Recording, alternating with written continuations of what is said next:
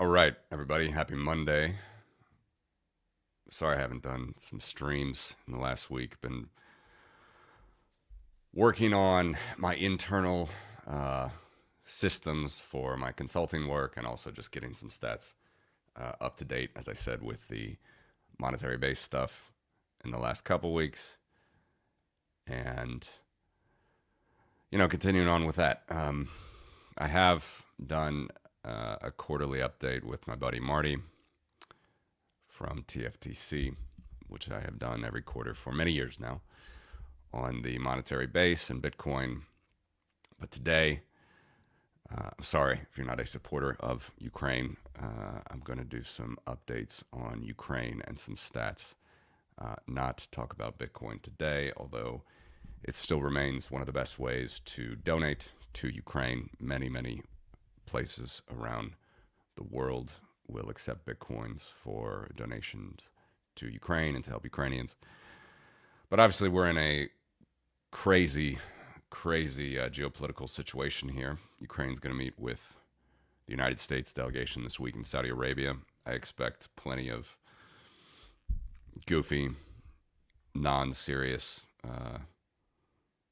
jokes and not even talking points about the Ukrainians, basically trying to force them to capitulate, even though they have shown Herculean resolve thus far. So I just want to show some stats, some updates. You can find these anywhere, but mine are going to be a little bit, hopefully, easier to read, detailed, a little bit different ways than perhaps you're used to seeing them. The first thing I want to talk about, as always, is, well, when I say always, and some people might not understand that this is always close to my heart about the success of Ukraine and supporting Ukraine, but obviously we've crossed many red lines of Russia for 3 years. Okay, nuclear war. Putin was going to nuke the world if we helped Ukraine. We helped Ukraine, but slowly, drip feed. Biden administration, obviously terrible. Obama administration, obviously terrible. Didn't understand anything about the threat from Russia. So that's a clear talking point for Republicans that they could actually stand up and do something different, but it seems like they're going the other way. Anyway, let's take this off here. Just looking at military casualties for Russia during this entire period. One thing to point out, from the very first weekend, Putin threw out the nuclear threat. Okay, this is the, when is this exact? Yeah, the 27th of February, put nuclear forces on high alert. Okay, it was basically the first weekend. Tactical nuke threats came in April, and this actually was already when the Russian army had to retreat.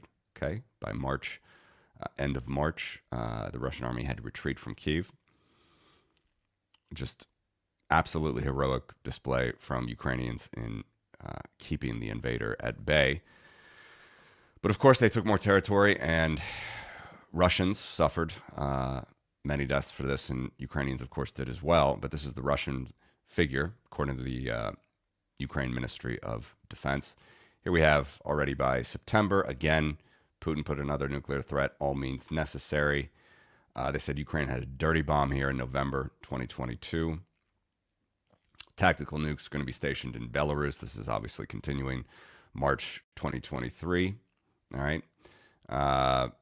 This, I believe, was a Russian TV talking point. Although this has been said basically every night before the Trump administration started to cozy up to Russia, that we're going to drop missiles on London and Berlin and on DC.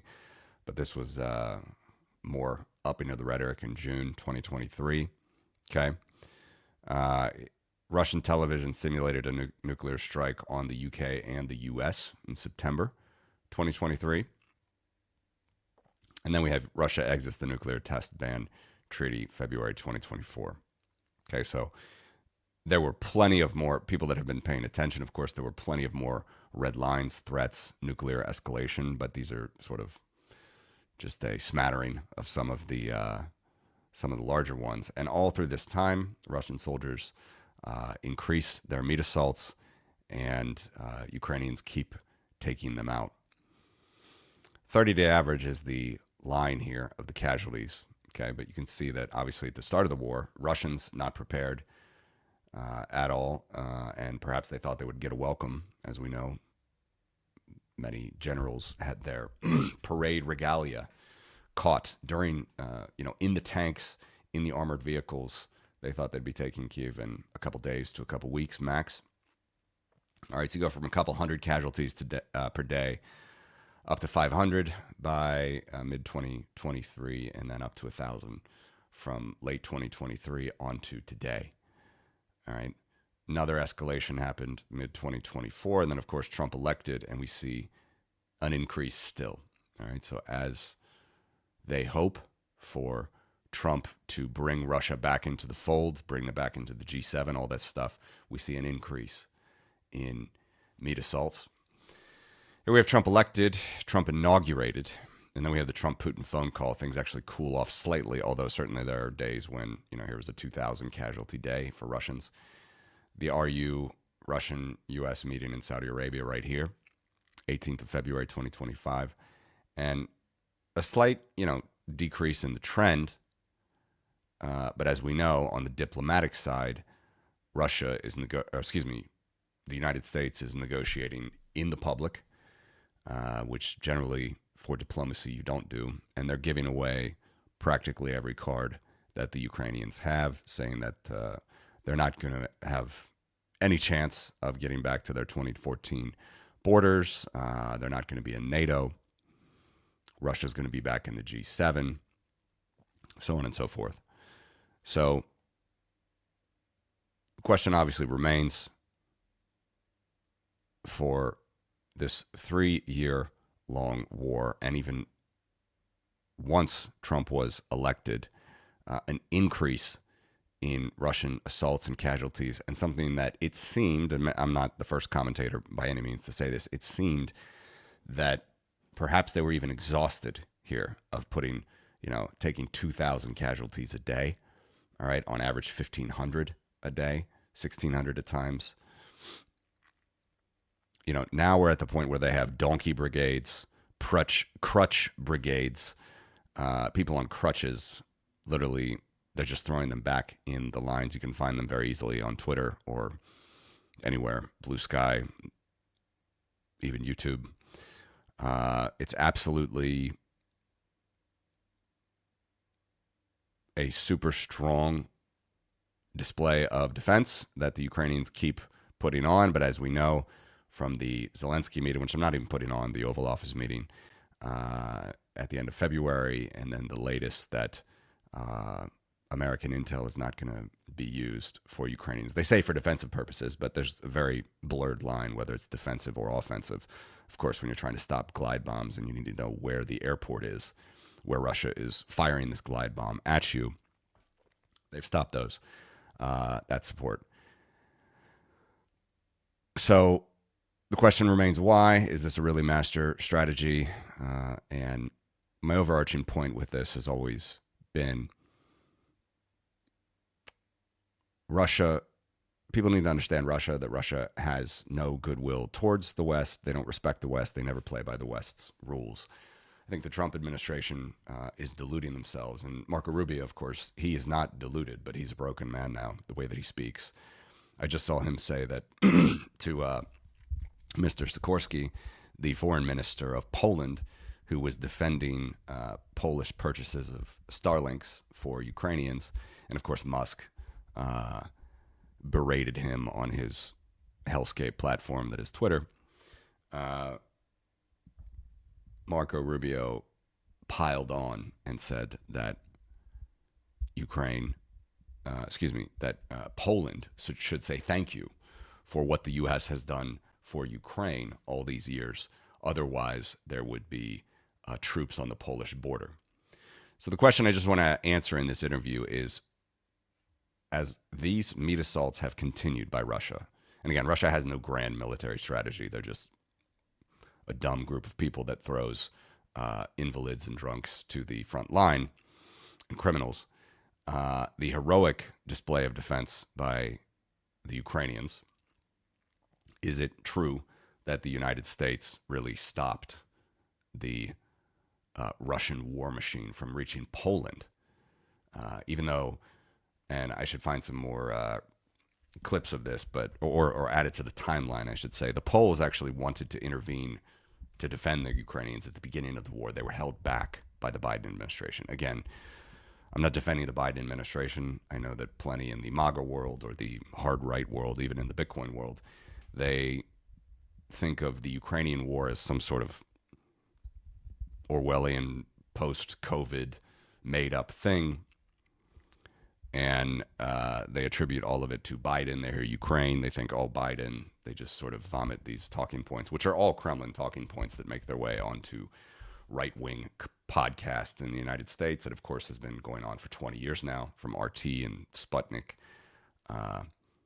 The strongest proponents of liberty and of Austrian economics and Misesian theory on any sort of mainstream, I use the word mainstream lightly, YouTube channels or even traditional broadcast channels in the last 15 years has definitely been from RT, Russia Today. Americans still don't seem to make that connection, but it's continuing. We have the Tenet Media scandal. It's just obvious that they continue to push their gray zone into the United States, and now that has reached all the way to the White House. So here's the point. Has it been the case that the United States, let me actually take this off, has provided less money or not led the way compared to Europe? Here is total aid per casualty, okay? So as we look at back to this number, all right, and sorry, I actually didn't put the cumulative. Here's the cumulative number on the right-hand side. We're up now to nearly 900,000 soldiers. Now, this is casualties, so this is killed, captured, wounded. Per the Ukrainian side, of course, people can say that this is a high estimate or not. The traditional mortality to casualty ratio 3-to-1, so maybe mortality's 3 times smaller than this, or a third of this number, maybe less. I'm just reporting the numbers that have been released. We're now up to nearly 900,000 casualties for Russia. If you take that and you look at the aid, the actual cost in total, all right, that Ukraine has received over the last 3 years, where we continue to get more. I know this is a morbid way to say this, and I'm not a fan of war. I certainly want a just and a lasting peace. I would like, as everybody who knows something about Ukraine has said, no one wants peace more than Ukrainians. Look at this. In 2022, all right, and even after the Russians were kicked out of Kiev, so the Russians were on the defense, basically, or the retreat, I should say, from end of March, April 2022. They couldn't hold the capital. They tried to take the capital. They couldn't hold the capital. The cost per casualty kept rising to nearly €1 million. Okay, nearly €1 million per casualty by end of 2022.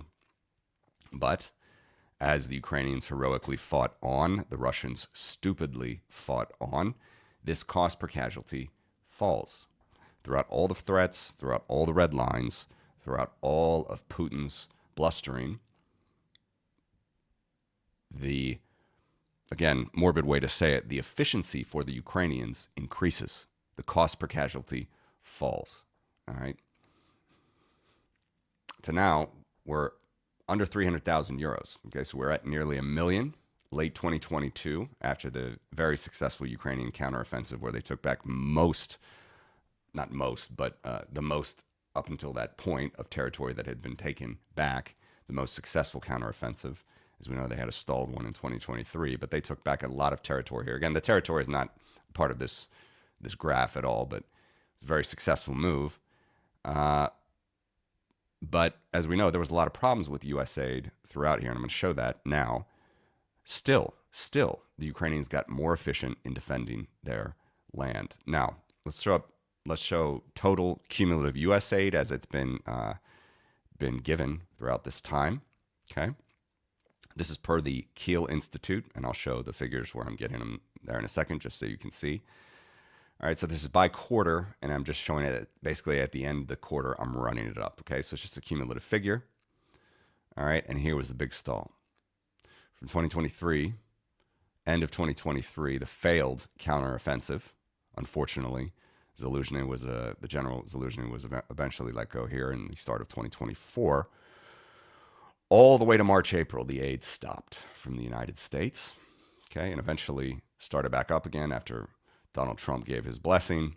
And then it's not necessarily stalled. There is more aid here, but I don't have the exact data, so I'm not doing anything here from year-end 2024. 114 billion euros. That is the amount. Not $350 billion, 114 billion euros. That's the amount per the Kiel Institute. Now let's look at Europe. Europe together in totality was always ahead of the United States. I'm not saying Ukrainians aren't grateful for United States aid. I'm not saying that they should not be grateful for United States aid. But this is the facts on the ground. Europe has provided this much aid, always a step ahead of the Americans, as it should be, and it should be even much more. I very much agree with the Trump administration when they say Europe should pay more. They should. Western Europe specifically, richer than Eastern Europe, which always pays. Western Europe has been asleep for decades, and it seems only recently, with Trump threats, have they finally awakened. And so from that side, don't get me wrong, Western Europe needs to do more. But the facts, the reality on the ground is Europe has paid more, okay? So we can take these two numbers, all right, eventually by December 2024, you're at 240 billion euros together, all right? Take those two numbers, you divide them by all of the casualties as they rise, that's where you get this green chart that I'm showing, all right?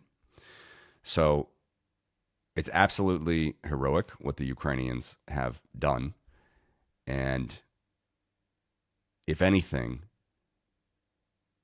the max aid support for Ukraine idea should be continuing. And the Ukrainians are showing that they're not even asking for soldiers from the West. They're just asking for aid to push the invader out of their territory. And I think that that's important to know. If you want to know these figures, again, Kiel Institute of the World Economy. You can try to find other figures in other places. You're never going to find anything that's $350 billion, okay? So here's the total as of 2024. All right, 114 billion euros for the United States, 132 for Europe. You go back to my chart. It's slightly off. I'm not quite sure on Europe. The United States is exact, 114 euros.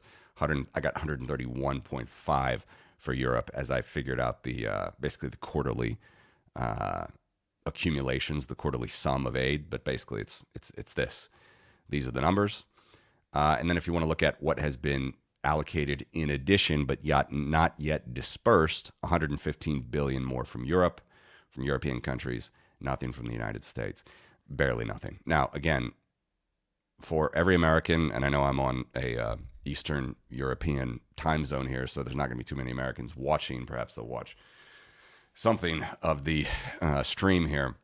70% of this number is not financial. It is literally giving Ukrainians old kit that was shrink wrapped in a warehouse, old Bradley tanks, decades old, that was never going to be used, military systems, HIMARS, so on and so forth, giving that to Ukraine and then backfilling that in America with new aid, with new military equipment, with paid for by that aid money, paying American workers, American jobs, American companies, built in America to stay in America. That's the biggest point that people seem to not understand when it talks about giving billions of dollars to Ukraine. 70% of this number is American aid. Sorry, it's 70% of this number is American old kit that was going to be decommissioned anyway. And they're just sending it over to Ukraine, old Bradleys, old artillery systems. By the way, at a current dollar price tag. That's another thing. The valuation of those Bradley tanks and whatnot is also suspect. If anything, it could be overvalued. And they're giving those tanks to Ukraine Ukraine uses them to defend their country. America backfills it with brand new kit paid for by those new allocations from Congress, paying American companies, American workers, American factories to keep that kit in America. That's how it works. 70% of this number. Okay.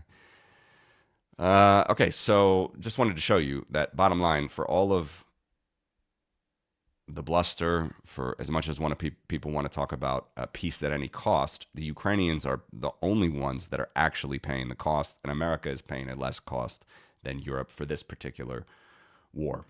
Another one that I always hear is that Ukrainians are going to fall tomorrow. All right, they're always one day away from falling. Now, everybody was worried in the first few weeks, all right? And Russia got up to something over, this 163,000 kilometers. This is rough.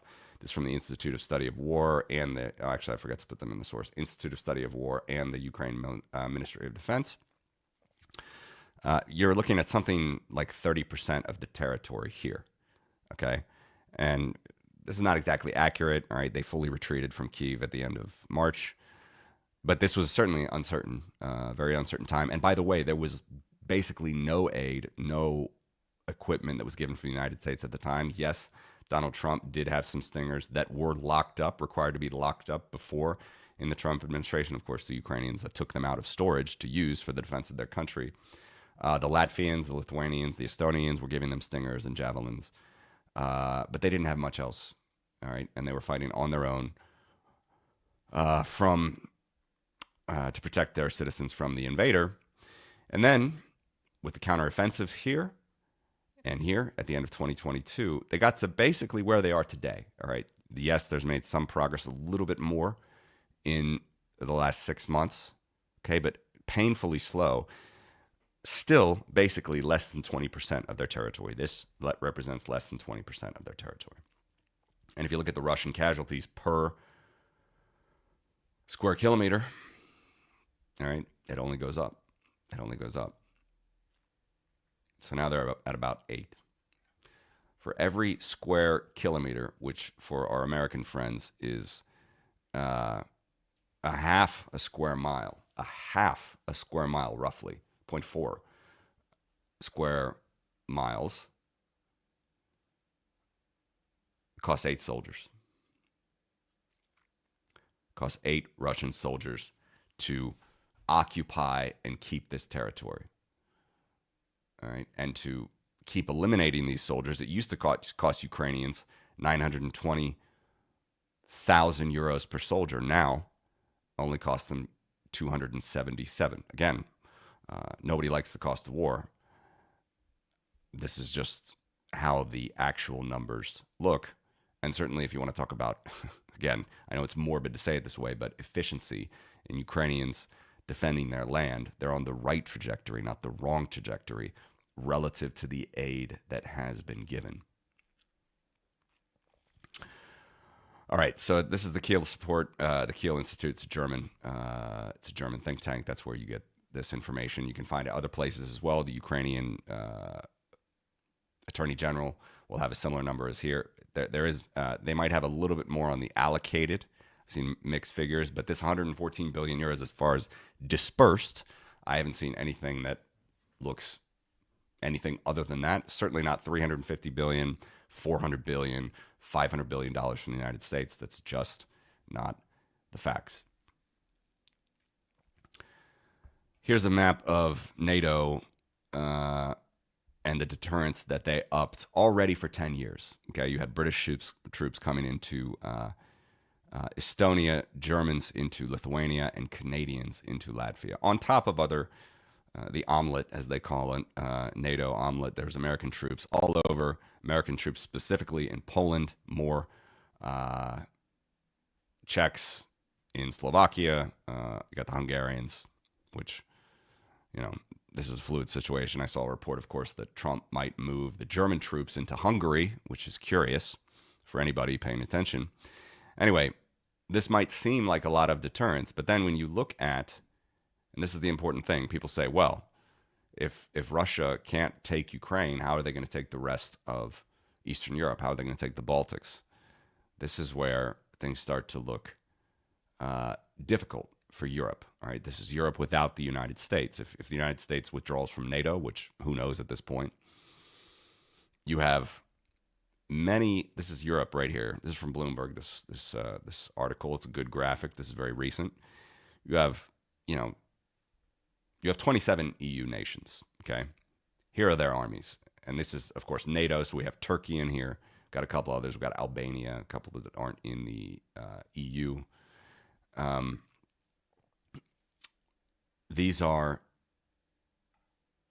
the NATO, I should say NATO allies. All right. One square is 1,000 personnel. Okay. So really, as far as the big, we got, you know, Italy, France, UK, Germany, and Poland, and Turkey. All right. So in totality, yes, you have, as it says here, excluding US and Canada, 2 million soldiers. But Russia's something like still the second largest army in the world, even with its crutch brigades, even with its donkey brigades to refill and backfill their supplies now, still 1.1 million. And if Ukraine falls, everybody here is going to be subjugated. So this is the hard thing to understand, where you say, okay, Ukrainians have done a heroic job. Russia continues to accumulate losses. Ukrainians are defending their land. Obviously, they're in the right. The danger for Europe is that you have 27 or 30, whatever it is with the NATO, non-US, 31, I guess, 31 non-US NATO countries, mostly with different military systems, all right, with different military structures, different military tech, equipment. It's very difficult to organize that. And Western Europe, because of the US nuclear umbrella, has been asleep for decades, okay? In the next one, I'm going to show some more economic data between, say, the US and non-US NATO countries. But it gets misleading when you don't understand the fragmentation that Europe suffers from. And I think this is something that Europe has not figured out. Europe, obviously, as a famously, you know, I don't know, battles are just famous in Europe, right? We've been fighting each other for 2,000 years. Russia, of course, is always in these battles from the east, and Russia doesn't stop. Russia doesn't play by any rules. Russia hasn't kept any agreements. Like Valensa, the Solidarity leader and first president of independent Poland, said Russia always has one hand on the pen, another hand on a grenade. If Europe would trust Russia to come in and actually follow their rules, we would have seen it. Or I should say, Europe has tried that in the last 30 years. Okay, Russia's come in, bought a lot of European real estate. A lot of rich Russians have come in to Europe. And as we know, Russia has killed and murdered many dissidents, journalists, former spies on European soil. They've used polonium on British soil. Russia just does not play by the rules. And if you look at these armies, even though they may be big individually per country, but if you understand that they have different command structures, if they're not under one large NATO nuclear umbrella with solid guarantees, you know, look at Estonia, Latvia, and Lithuania. All right, we do pay a lot per GDP, per capita. We pay some of the most in Europe, and I'll show you those in the next video. But just by pure size, we need the NATO umbrella to not let centuries of European history just happen again. Even though, you know, 200 years ago, Lithuania and Poland were the biggest countries in Europe. In fact, you know, for 500 years, they were one of the largest land powers in Europe, eventually chipped away by Russia and Germany and Austria. Ukraine, by the way, was part of that group. Lithuania, Poland, Ukraine, and Belarus, they were all the same land, the same polity, the same commonwealth. and Russia is trying to keep that sphere of influence going. Ukrainians have always said that they're never a part of Russia. They always look toward Europe. They've always said it. And this is what the fight is. This is what the fight is we're up against here.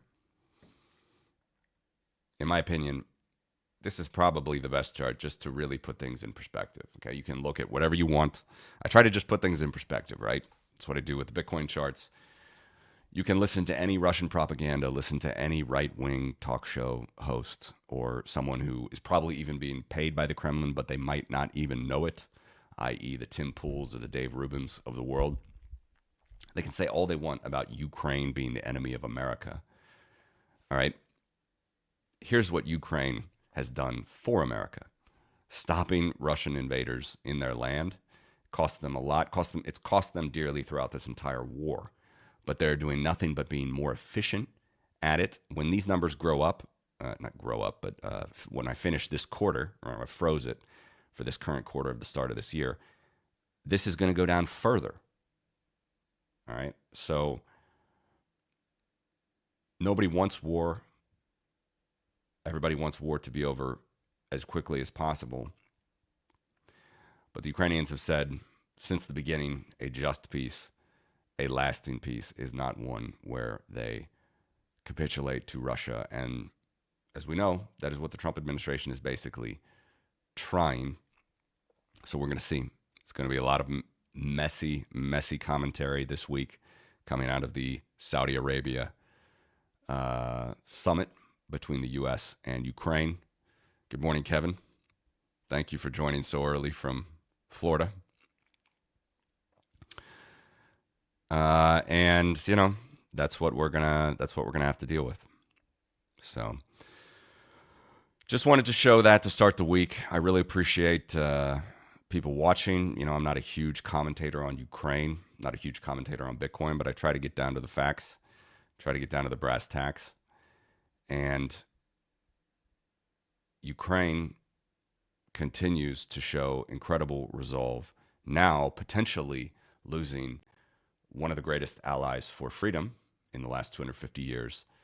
Potentially, NATO could lose one of the greatest allies for freedom, and that is this red line of United States aid, which, again, contrary to what you're going to hear on right-wing media, or, again, Kremlin-influenced media with Kremlin-influenced talking points, the United States has not given more than Europe. Yes, Europe needs to do more. We in Eastern Europe, have always said that Western Europe needs to do more, specifically because the eastern flank, the Baltics, Poland, Romania, in particular, we see what Romania, the disinformation they've had to deal with. We're not that large. Poland is doing all they can for, being a very successful growing economy in the last 30 years per capita, but they're still small, still smaller than the German army, about equivalent to the UK army, smaller than the French army. We need to be united here against this threat. And even though they're at donkey brigades and crutch brigade sort of attack patterns, they are getting every bone that can possibly be thrown to them. They're taking it from the Trump administration. And I haven't seen one thing that Russia's going to have to give to come to the table. The only thing I should say that I've heard, and I haven't heard it really articulated, is there could possibly be a shotgun clause for Ukraine immediately should Russia invade again. That's an extremely risky clause. Okay, a shotgun clause that says, okay, basically if you invade Ukraine again, Ukraine gets automatic entry into NATO. Russia's going to test that 6 ways to Sunday. They're immediately going to test that. Well, okay, if I'm going to fire one drone over the border and it crashes and Ukraine, the shotgun clause isn't activated, what happens? All right, I'm going to fire 2 drones, 3 drones. Then I'm going to start some more hybrid warfare in politics, in Kiev, so on and so forth. This is absolute hybrid war that Russia has declared against the West. And I'm not even going there. If Trump is, what compromat or what Putin may have on him, I think at this point it's just an amalgamation of things. It's personal to Trump with Zelensky. I think with Trump's possible view of wanting to receive the Nobel Peace Prize and outshining Obama. That's in the picture. I think he wants to restore his relationship with Vladimir Putin, which it never really went away. He's always been friends with him. Said he's had a great relationship with him. He's a genius, so on and so forth. And I think that Trump wants to genuinely start up economic ties with the Kremlin, open up more hotels in Moscow, whatever it might be. And of course, while he's president, he might not be so daft to use his own name there. But you never know with this bunch. You really never know. It's only yes men in the Trump administration at this point. So it's an amalgamation of things of what Trump is really trying to get out of Putin. But I have heard no tough talk about what Russia is actually going to give for Ukraine for being the invader, for invading and throwing, at the moment, if you're curious about the raw numbers, my understanding it's roughly there's 400,000 Russians attacking 200 and 250,000 Ukrainians every day. All right, that's what the active lines are. Okay, Russia has way more total army, over 1 million. This is probably even low. Ukraine's getting up close to 1 million as well every day. They're trying to mobilize more. But at the end of the day, if you want to talk about what's happening, not the end of the day, but every day, if you want to talk about, my understanding, you're talking about basically 400,000 Russians attacking a front that's being defended by 250,000 Ukrainians. It's terrible. War is hell. And this has cost the Russians over 3 years, nearly 900,000 in casualties. That's going to continue. I see that continuing. This talk about a ceasefire may be agreed by Kiev if they can get something in the line of Russia accepting something like a shotgun clause into NATO for Ukraine if they violate. But the devil is always in the details, and has been said many times, Russia violated the Minsk I, Minsk II agreements. They violate, as like Valenza says, basically every agreement they've signed, the Helsinki Accords, treaty accords with Ukraine in the past, the Budapest Memorandum, of course, Russia violated that. Every single agreement that Russia signs, they violate. And I'm not quite sure the Trump administration understands that. So, yes, I will continue to watch this with keen eyes, and I thank you for watching streams like this. I know they're not typical to my macro Bitcoin stuff, but it seems to be, in my view, blending now. And there are a lot of things to talk about. I'm going to try to find more about donations that have been done in Bitcoin to Ukraine. As we know, that was really strong in the early days. But you can still donate to plenty of good charities now for Ukraine in Bitcoin. And I also feel that, as I've said many times, the Venn diagram of Churchillian support for Bitcoin and Churchillian support for Ukraine is quite small. It's a small Venn diagram, and I'm not really sure, how many people are in that intersection. But I certainly am, and since I am, I'm going to continue to try to put the facts out there as I see them. Professor Gerdes, who is a great YouTube channel in Ukraine, always says, thank you for being the type of person that cares about Ukraine. Not sure I can steal that from him every day, but certainly want to say that if you're watching this. There's a lot of good content out there. Jake Bro is a great channel. Ryan Macbeth, very solid supporter of Ukraine. That's from the American perspective. But Europe needs to do more. Europe definitely needs to do more.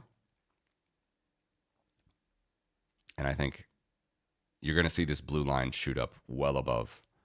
There's a delta, okay, 20 billion euros roughly, between what Europe has done and America has done already dispersed. You're going to see this shoot up way more in this quarter and the quarter after, I believe, even with the Blitz peace or the peace Krieg that the White House is pushing on Ukraine at the moment. So I hope for a just peace, a lasting peace, and thank you for watching.